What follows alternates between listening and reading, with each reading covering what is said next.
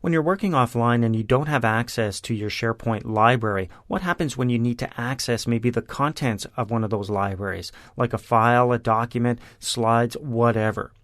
Well, in a previous lesson, we looked at connecting Outlook to a calendar list.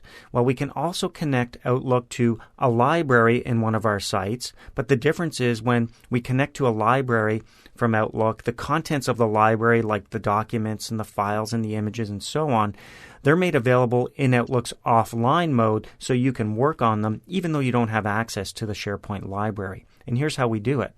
The first thing you need to do is just navigate to the actual document library that you want to connect Outlook to. Then you go up to the Actions drop-down and choose Connect to Outlook. Now, as soon as you click that, you will be presented with a dialog box confirming that you meant to do that. You want to make sure that you trust the source. If you do, you click Yes.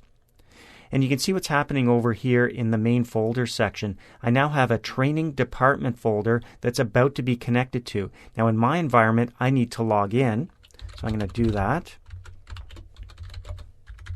And when I click OK, watch what happens. The contents of that library will show up here. And then I even get a preview of the one item that's highlighted here on the right-hand side here in Outlook. So I can work on this even when I'm not connected to my SharePoint library.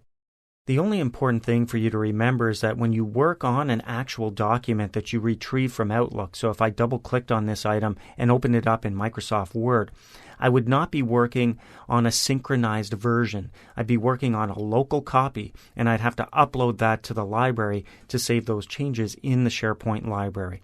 Obviously, I would do that once I have connectivity or access to the SharePoint environment.